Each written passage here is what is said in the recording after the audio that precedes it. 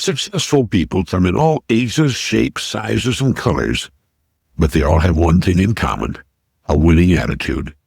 The attitude we habitually present to the world can be controlled by you and me. We determine our attitude when we get up in the morning and set out on a new day. And our days, all the years of our lives, will usually reflect and give us back what we really expect. We live in a world of words. No matter what something happens to be, we have a word for it. And some words mean a great deal to us. Words such as love, happiness, success, achievement, joy, ability. These words describe conditions all of us want, but there's one word that controls them all. That is, there's one word that describes a condition that will bring us all of these things or keep us from getting any one of them.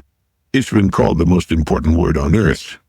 If your youngster asks you what this word is, could you tell him? And if from all the many thousands of words in the language you were asked to select the one that would influence your life more than any other, could you pick the right word?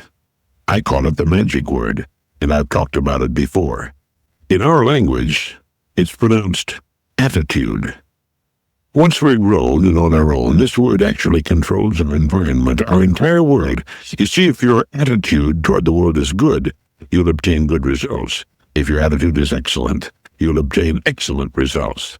And if your attitude is just so-so, well, you'll live in a world that isn't particularly bad nor particularly good, just so-so. Now, if you're curious about what kind of an attitude you have, the simple test will tell you what your attitude's been up to this point in your life. Just answer this question with a yes or no. Do you feel the world is treating you well? If your answer is a quick yes, your attitude is good. If your answer is no, your attitude is bad. And if you have trouble deciding, your attitude is probably average. You see, our environment, which is another way of saying how the world treats us, is nothing more than a reflection, a merciless mirror, actually, of our own attitude. One of the most pitiful aspects of society is the really large percentage of people who lead dismal, narrow, darkened lives, crying out against what appears to be a cruel world that they believe has singled them out for an existence of trouble, misery, and bad luck. Our attitude will determine whether we tend to be lucky or not. People who expect to be lucky, who expect good things to happen to them more often than bad, actually go through life from one piece of good fortune to another. I know there are cynics who don't believe all of this, but it's true all the same, and it's been proved hundreds of thousands of times. It doesn't mean you can pick the winner at the track or bet on the right team. There are too many variables in such things. But we get from life what we tend to expect from it. We do the things we make up our minds to do, live in the towns or areas we want to live in, and work at the jobs of our choice once we learn the magic of putting our minds and attitudes to work in our lives.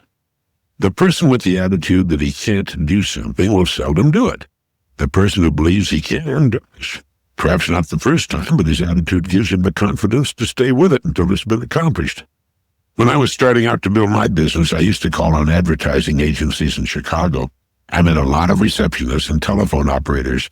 I'd give my greeting and ask how they felt, and I recall hearing on several occasions, in fact most of the time, the response, "I'm tired." I'd say, "Well, it's only 10 o'clock in the morning. How can you be tired already? No sleep last night?" "No," the receptionist would say, "I got plenty of sleep. I'm just tired in the mornings." These people had tired attitudes.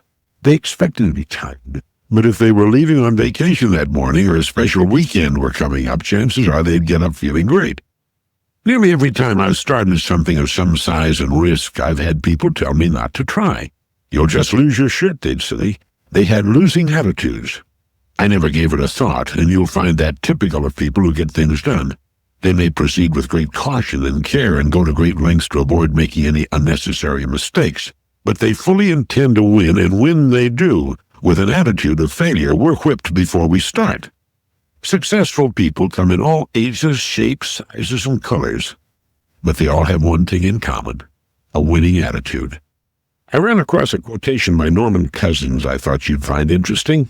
He said, "The prime fallacy of pessimism is that no one knows enough to be a pessimist." I'm sure a pessimist would counter with the remark that if that's true, no one knows enough to be an optimist, but this would not change the truth of the former thought. The prime fallacy of pessimism is that no one knows enough to be a pessimist, and regardless of whether this is also true of the optimist, we do know that over the long haul, we tend to get what we expect from life.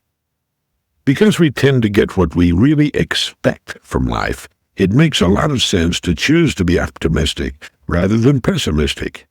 How many times have you heard someone say, or perhaps have said yourself, with my kind of luck, such and such is bound to happen, indicating that your luck is generally bad and that you expect the worst? Even when people find themselves enjoying a sudden stroke of good fortune, they'll often say, well, it's too good to last, again indicating that they expect their fortunes in life to be generally bad. Now, this must be a hangover from times going back to the Dark Ages, and perhaps before, when life was 1,000 times more precarious than it is today. As recently as 100 years ago, if you cut your toe and blood poisoning, as it was called, set in, you could be a goner. The mortality rate for children was astronomical, and almost as high for adults. If a person reached his 30th birthday, it called for a real celebration.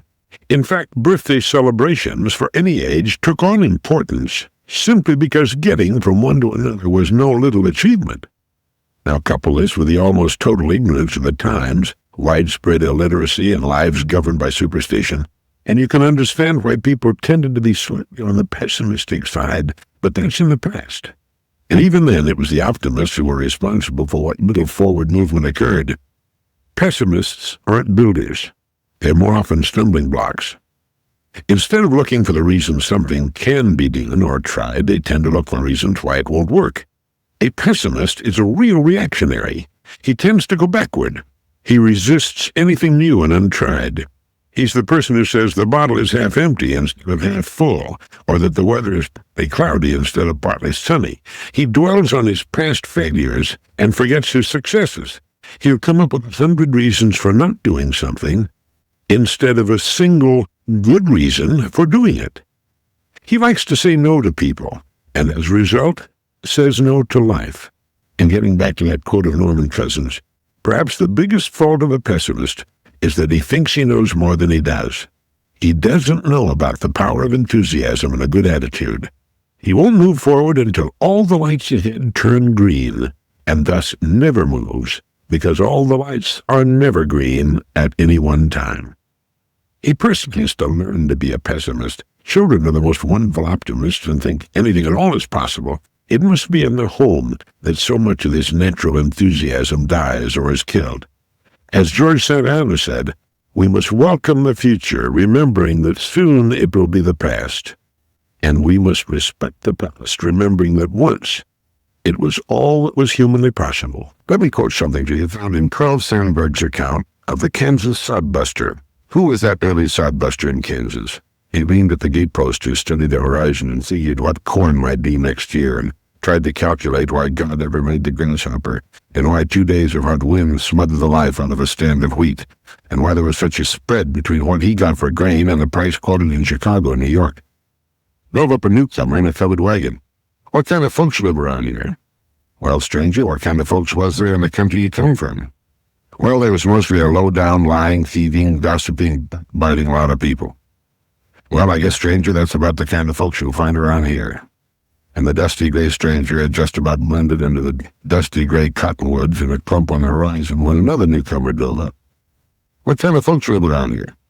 Well, stranger, what kind of folks was there in the country you came from? Well, there was mostly a decent, hard-working, law-abiding, friendly lot of people. Well, I guess, stranger, that's about the kind of folks you'll find around here. And the second wagon moved off and blended with the dusty gray cottonwoods on the horizon while the early sodbuster leaned at his gatepost and tried to figure out why 2 days of hot winds smothered the life out of a nice stand of wheat. Noel McGinnis tells us that what Carl Sandburg is telling us here is that the world cooperates with us by conforming to our expectations of it. The classic example of this is, of course, the paranoid who suspects that everyone's against him and who therefore relates to people in such a way that they're bound to be against him. Psychologists have demonstrated that our idea of reality is determined by our perception of things, the way our senses interpret things, rather than the way things really are. Edward T. Hall has written that The relationship between man and the cultural dimension is one in which both man and his environment participate in molding each other. Man is now in the position of actually creating the total world in which he lives. In creating this world, he is actually determining what kind of an organism he'll be. Charles Sandburg, Dorothy Lee, Benjamin Lee Whorf, Edward Hall, and numerous others have told us in essence that we create our own space. Now, what does this mean? Well, as with Albert Einstein, it means that space is relative. Unlike Newtonian physicists, Einstein did not conceive of space as an absolute entity in relation to which things were organized. Quite the contrary, he defined space as the relationship that exists among things as a result of their organization. Well, a tendency for reality to be a self-fulfilling prophecy rather than an absolute given has been explained by some modern anthropologists. Dorothy Lee does a good job of freedom and culture.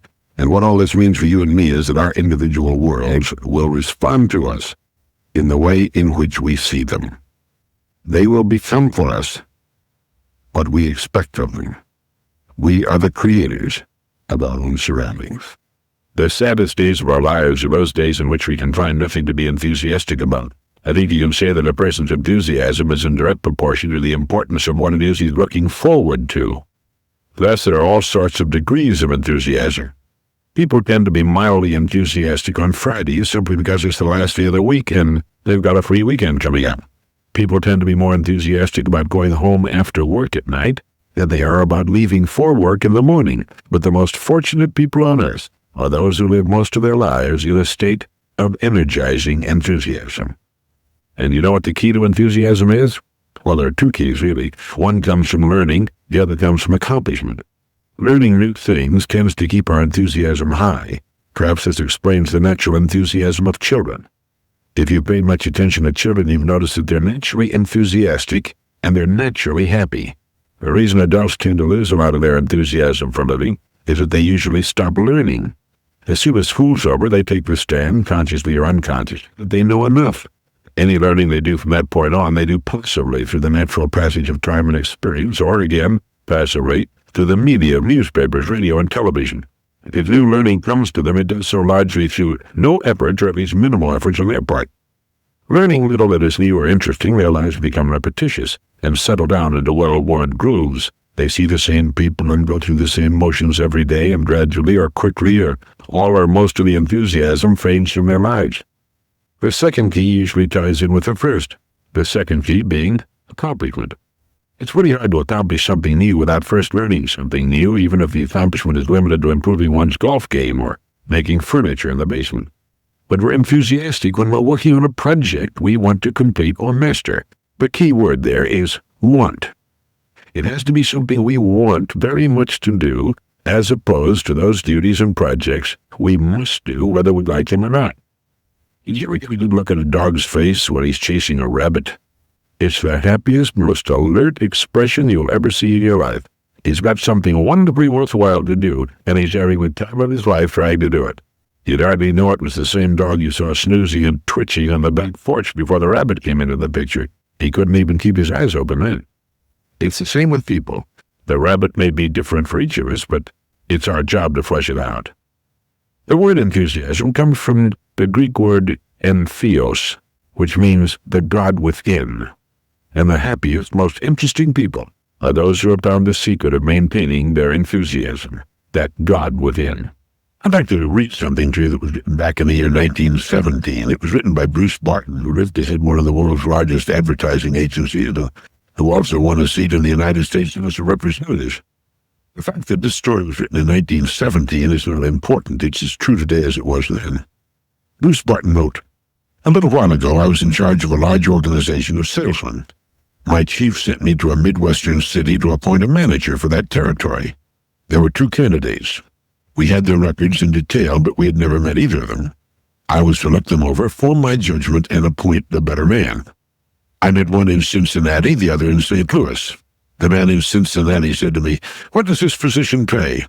I told him. 'That's more than I'm getting here,' he said, 'and I should like the job. Every man wants to better himself when he can.' The St. Louis man did not wait for me to arrive in the city. He found out what train I was coming on, rode out on the line, and surprised me by walking down the aisle of my car. He began to talk. He told me about himself, his training, and his selling experience. He'd drawn up plans in detail for the development of our territory.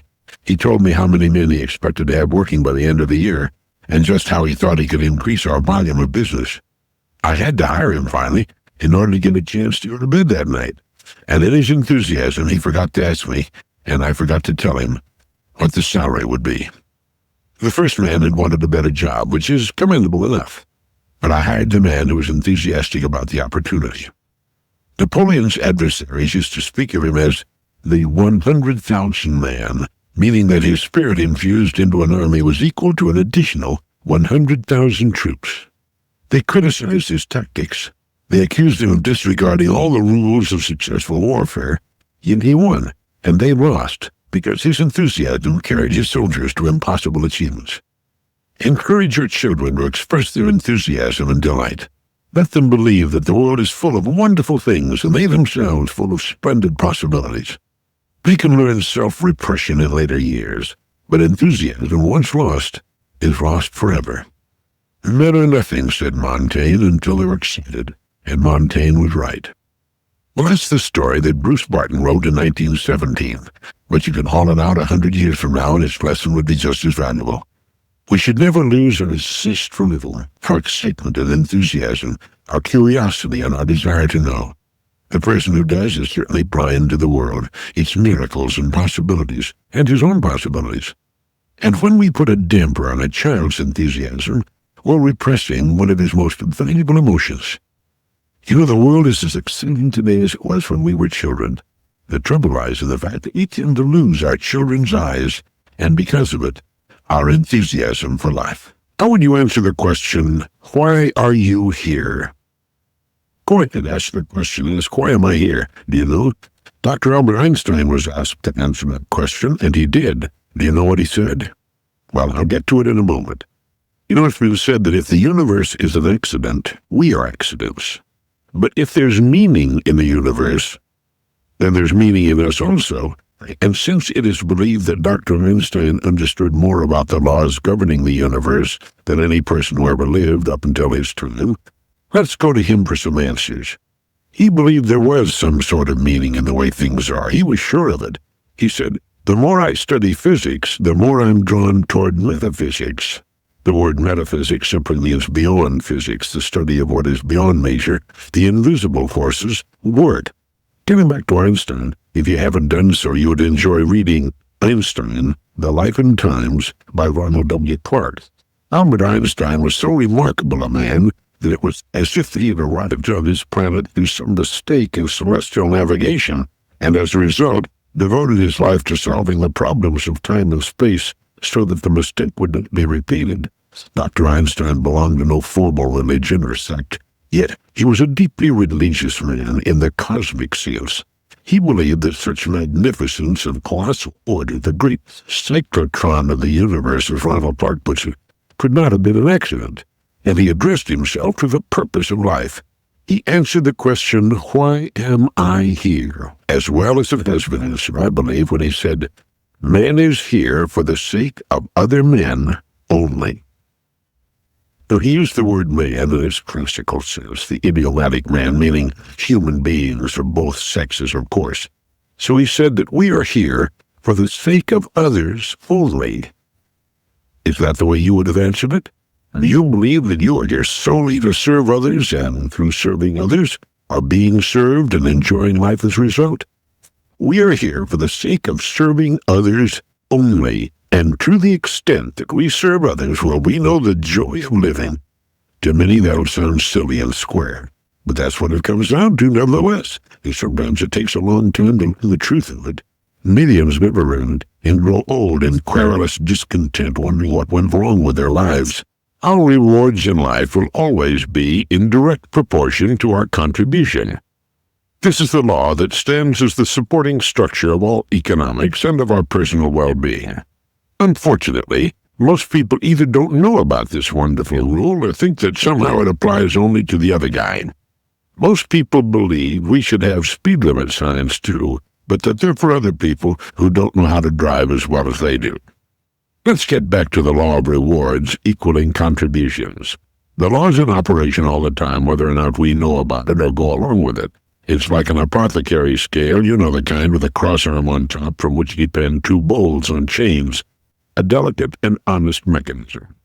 Let's label one of the bowls rewards, and the other one contributions. Most people concentrate on the bowl marked rewards. That is, they want things, more money, a better home, education for the kids, travel, retirement, so on, all rewards. They're hungering for the rewards. But the rewards aren't materializing because they're forgetting the bowl marked contributions. In other words, they're concentrating on the wrong bowl. They're like the man who sat in front of the stove and said, "Give me heat, and then I'll give you wood." He could sit there until he froze to death. Stoves don't work that way, and neither does life or economics. We can actually forget about the bowl-marked rewards. All we have to do is concentrate on the bowl-marked contributions. Life and basic economics will automatically take care of the rewards. It's a fact that most people have this backward. Now, what do we mean by contribution, and to whom do we contribute? You can define contribution as the time you devote to whatever it is you do and the degree of excellence you put into it. And your contribution is to mankind, and mankind can be defined as the people you serve. So you can break it all down to a simple equation. Your rewards will be determined by the way you do your job, multiplied by the number of people you serve. In our exploding economy today, if a person isn't happy with his rewards, he should take a good long look at his contributions. This may seem like a hard, cruel way of looking at things, but laws are good or bad only in the way we look at them. If you feel you're being held back in life or that you're not getting enough of the things you should, to paraphrase the late John F. Kennedy, ask not what you can get, but what you can do, what you can contribute to the causes and people it is given you to serve. Your rewards, believe me, will always take care of themselves. Here are a few thoughts that you can make your own. Thoughts, if you do make them your own, that will guarantee your success all the years of your life. Now, that's quite a statement, but it's true. Now, to begin, let's understand that growth and increase are a part of mankind and all of nature. It's inherent in each of us to desire more. This isn't wrong. It's perfectly natural and the way it should be. This is true of all of us, the members of our families, our friends, associates, our customers. You should want to get rich in every department of your life. But what do I mean by rich? Getting rich for you is getting what you want very much. For some, it means a bigger income or a large sum of capital. That's fine. You can get it without hurting or even competing with any other person. In fact, you can thereby increase the general well-being of everyone with whom you come in contact. Unfortunately, the uninformed believe that you can get ahead in the world only at the expense of someone else. This isn't true. No one can become rich in any way without serving others. Anyone who adds to prosperity must prosper in turn. Getting rich for you may mean obtaining more love, greater peace of mind, owning the home of your dreams, or accomplishing something else you've set your heart upon. In short, getting rich is getting whatever it is you want very much. It's as simple as that. Now, the first step is to understand completely that it's right for you to want what you want. All human activities are based on the desire for increase. People seeking more food, more clothes, more knowledge, more pleasure, more life. The next step is to understand that you need not compete with or deprive anyone. Don't compete. Create. In this way, you add to the general well-being without taking anything away from anyone.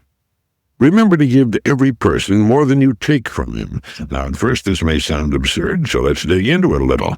In order for a business or a person to expand, and remember, expansion is the natural desire of mankind, we must give more in use value than we charge. A building nail doesn't cost much, yet its use is great and goes on for years. This didn't cost much, yet if you can get ideas from it that can bring you more than you now have, its use value will greatly exceed its cost. How much does it cost to give love, respect, and consideration to those near you? Very little, just a little extra effort. Yet love, respect, and consideration are priceless to the person receiving them. This is the key. Give more than you receive in everything you do. In this way, you're building a great credit for yourself that must come to you in some form, sooner or later. You are taking out less than you're putting in, and by so doing, you're building a tidal wave of future prosperity. This is the law of increase. It's understood and followed undeviatingly by every successful business person, artist, professional, and worker, by every successful mother and father and friend. It's the most striking attribute of all successful people, companies, and institutions. Now let's go back to the idea of creating instead of competing. You're the point from which all increase must stem. Not your company, your spouse, your parents, or your friends. You're the creative center of your universe. Increase must come from you personally. Find ways to do the things you do that reflect you and your own unique talents and abilities. If you do this, no other person in the world can operate exactly as you do. You'll not be competing with anyone. You'll be creating from within yourself. As you find new and better ways of giving more in use value than you're receiving in money, more and more people will turn to you. You'll find your circle of friends increasing. If you're in business, you'll find it continually growing, expanding. Do this in a quiet and unobtrusive manner. You don't have to shout about how much you're doing for others. They'll recognize it and be drawn to you. One of the most interesting things about such increase is that totally unexpected and wonderful things will begin to occur in your life. People you don't know or exactly what you need will make their appearance at the right time and in the right place. Everything will begin to dovetail, and your life will take on new meaning and direction and bring you far greater rewards. Let the impression of growth, of increase, mark everything you do. As you do these things, keep constantly before you the vision of what it is you intend to accomplish. Don't worry about it. Don't fret about it. Just know you're going to accomplish it. And following these rules, you can't fail. Dr. Albert Schweitzer once said, "I don't know what your destiny will be, but one thing I do know. The only ones among you who will be really happy are those who have sought and found how to serve." People who have not found a meaningful way to serve tend to be at odds with themselves and their worries. The so-called empty nest years of millions of middle-aged women with a great deal of talent and ability, with a great deal to give, and no place to put it. They puddle around the empty house doing simple automatic chores while literally aching for something more meaningful to do, a way of serving that will bring them the contentment and fulfillment and happiness they yearn for. We feel nervous, depressed when we're not being of service. It's what gives meaning to our leisure and gives us a feeling of being needed and important. Every person should ask himself, how can I best marshal my human resources and apply them to a field in which I have interest in a way which will maximize my service? If I can do that, everything else is very likely to fall into place. Millions who find their lives boring, who find themselves depressed, at odds with themselves and others, who find themselves suffering from a restless discontent, all the malaise of our times, should seek ways of being of service. I read recently about a psychological test in which you're supposed to complete 20 statements beginning with the words "I am." That is, on a sheet of paper, you write down the number 1, and behind it write "I am," and then complete the sentence. You might begin by writing "I am a human creature." Then on line 2, you again begin the statement with "I am," and make a statement about yourself. You do that 20 times, and before you reach 20, you're making some pretty revealing comments. You're digging for information about yourself. In fact, you're doing what Socrates suggested we do when he said that an unexamined life is not worth living, no words to that effect. And with this method, if in case you're looking for some way of serving, in case you do not know, I have a very interesting and viable method of service. With this method, you might find a clue as to the field, a way in which you can make the greatest possible contribution. But by so doing, you're going to reap the greatest possible rewards. I don't think there's any question but that Dr. Schweitzer was correct in his statement. Serving each other is the way to happiness and fulfillment. If you took away the people that we serve, our lives would become meaningless. Other people have everything in the world we can possibly want, and they will gladly share it with us if we will serve them to their satisfaction. The real purpose of our journey through life is to find out how best we can serve. Have you ever noticed that when someone calls you on the phone, you immediately form a mental picture of the person? You get not only a mental picture of his face and figure or hers, but a feeling with regard to his or her personality. And that feeling you get is either good or bad. That is, the person affects you either pleasantly or unpleasantly. There's hardly ever a perfectly neutral feeling. It's either favorable or unfavorable. And to carry it a step further, you project a picture in the minds of the people with whom you come in contact. And again, whether it's on the phone or in person, that picture is either favorable or unfavorable. You're projecting these pictures all day long to your children, your marriage partner, the people who serve you, your associates, your boss, everyone, all day, every day. So how's your picture? How do you appear to people passing by on the street? Do you appear happy, unhappy, bored, disinterested, worried, successful, or unsuccessful? The picture you project, the way in which you communicate to every person you come in contact with during the day, is a reflection of your total personality. The picture you project is determined by how you feel inside. The people who project the best pictures are those who know how to be grateful. Their gratitude for what they have, for what they are, kind of radiates about them. You don't worry about what's missing, but they're grateful for what's there. You don't concentrate on the shortcomings of their marriage partner or their children. They're grateful just to have them. They look upon problems as things to be solved and are grateful for the capacity and wisdom to overcome them. These are the people who run deep. More than any other factor, gratitude projects the kind of picture that is irresistible. It attracts men, women, dogs, and cats. It also attracts a condition mistakenly called good luck. These people are easy to recognize. There's a calm, sort of level look to their eyes, and smiling comes as naturally to those breathing.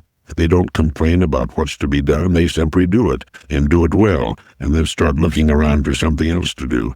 They radiate ability and good cheer like an old-fashioned stove radiates heat on a cold morning.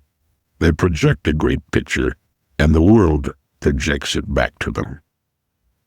Every minute of every waking hour of every day of your life, you're projecting a picture of yourself and your personality, and you can tell how it looks to the world by looking at what you're getting back. One of the truly great things that accrued to the old-time craftsman, and to the few still remaining, was the joy that came from the meaning of doing. The feeling of value that pervades a person's whole being when he does something of which he's proud. The woman who knits or does needlepoint, the painter, the writer, the cabinet maker, the really good cook, the workman or woman who creates something of value. And I think that's it, the personal creation of value. You know what I mean? If you do, you know that it's a large part of a person's income, his psychic income, so important to living and good, healthy adjustment. The distinguished social critic Lewis Mumford has written that the fact is that with all of our superabundance, abundance of energy, food, materials, products, there's been no commensurate improvement in the quality of our daily existence. He said the great mass of comfortable, well-fed people in our civilization live lives of emotional apathy and mental torpor, of dull passivity and enfeebled desire, lives that belie the real potentialities of modern culture. He's also pointed out that the fault lies in forcing something that is capable of producing goods in great numbers to produce more and more on top of more every month, every year, until quality and beauty must be destroyed in the process, until there's so much that we no longer appreciate it. Mumford's concerned, and I think every thinking person will agree with this concern. He's concerned with balance and self-discipline, with the sort of person who will do intelligently and well whatever he turns his hand to, because he understands the meaning of doing it, the meaning of value, not only in that to which he turns his hand, but in his life as well. There's meaning in doing something well, anything really. You know, there are no so-called good jobs and bad jobs. Every job holds within it the road to greatness if it's done well, if it can give us the meaning and satisfaction that come from doing a job as well as we can learn to do it. It's wonderful these days when we find a person who does an unusually good job, a waitress, a service station attendant, a mechanic, a salesperson, carpenter, plumber, other craftsman, an attorney, doctor, whomever. We run into them from time to time, and we never fail to notice and be aware of them, to be grateful to them. Such people always seem happier, more cheerful, and have a much better self-image. They seem to find joy and delight in their work, in their days. They seem to understand that there is meaning in doing what they do as well as they can. They take a few extra pains that converts what would otherwise be an ordinary job into something special. They stand out like fresh oases in a dismal desert of uninteresting sameness, and they find that the meaning they find in doing brings meaning into their lives. They're happier people, casually. You know them, perhaps you're one of them. If so, Congratulations, you're the member of an exclusive club. James B. Conant, when he was president of Harvard University, commented that each honest calling, each walk of life, has its own elite, its own aristocracy based upon excellence of performance. That's beautiful. People in every field of human endeavor will agree with that remark. Aristotle said, "Excellence is an art won by training and habituation. We do not act rightly because we have virtue or excellence, but we rather have those because we've acted rightly. We are what we repeatedly do. Excellence, then, is not an act, but a habit." By judging the excellence or the lack of it of our work, we can tell if we're in the right calling. If it's of paramount importance to us to strive for excellence in what we do, chances are we're in the kind of work for which we're best fitted, or at least one of the fields for which we're qualified. One of the problems of the business person is that after developing and profiting from a good idea, he will tend to stay with it in unchanging form too long. For some things, it'll work, but for most things, it won't. They need updating on a regular, annual basis. We need to ask ourselves at regular intervals, a number of times each year, how can we make it better, more efficient? How can we bring it up to the best of present, even future standards?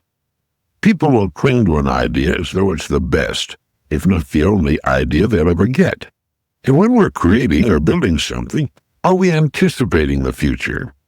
A good example of foresight is found in the main streets of towns and cities built by the Mormons when they moved west.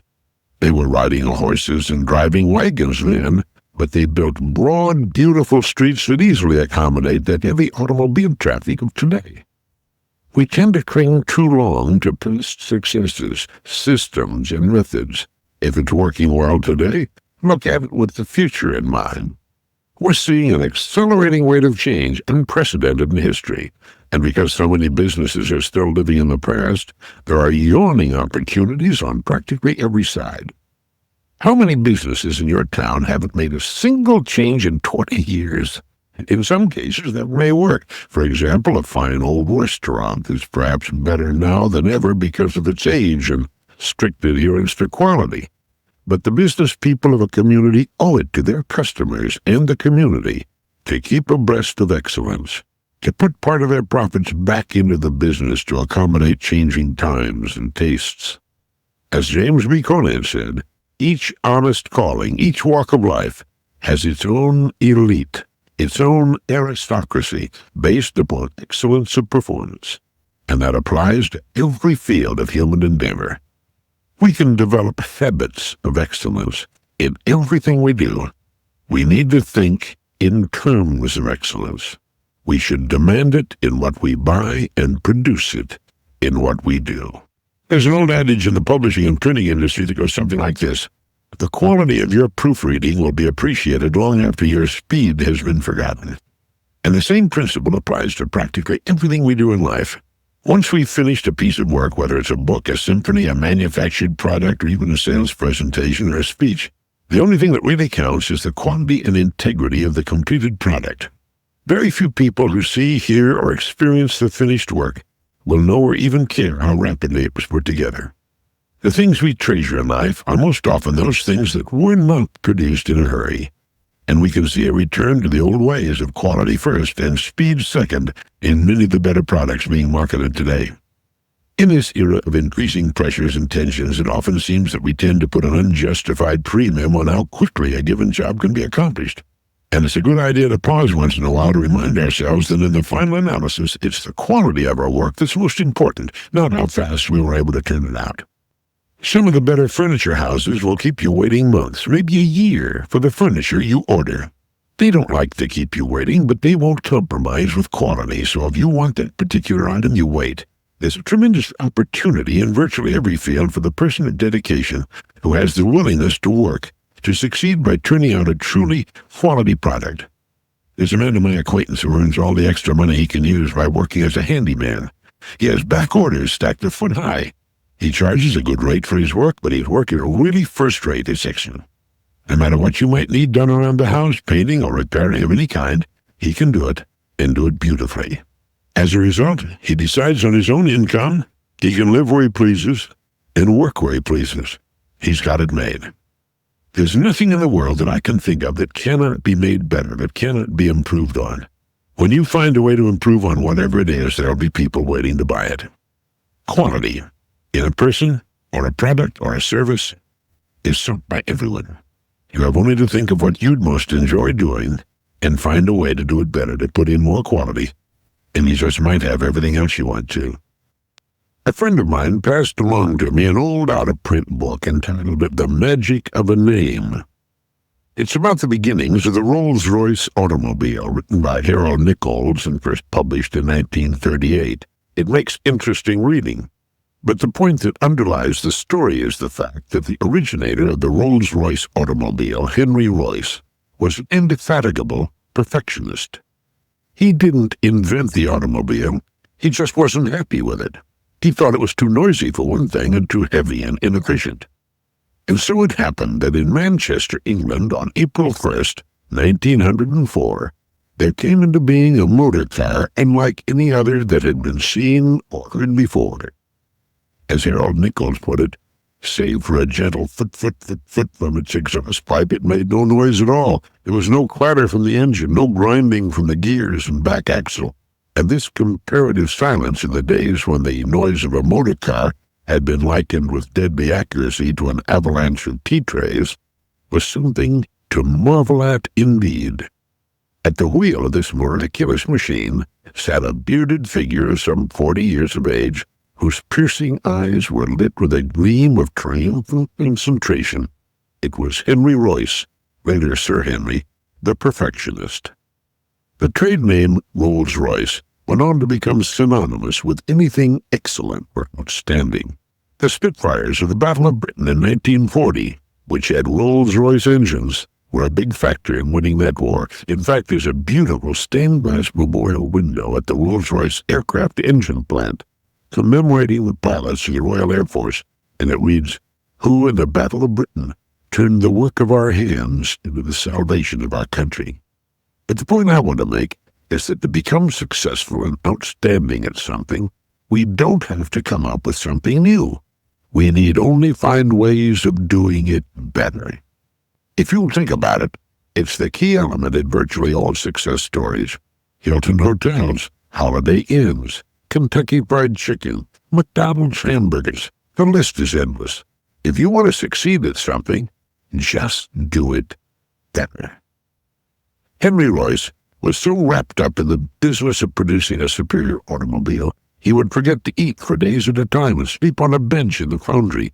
A boy was hired to follow him around with a glass of milk and some bread so he wouldn't get sick from malnutrition. He once heard a mechanic make the statement, "Okay, that's good enough." And they almost had to tie him down. Nothing was good enough for him. And his name and the name of his salesman-distributor partner, C.S. Rolls, is a symbol of quality. It's the same in every field.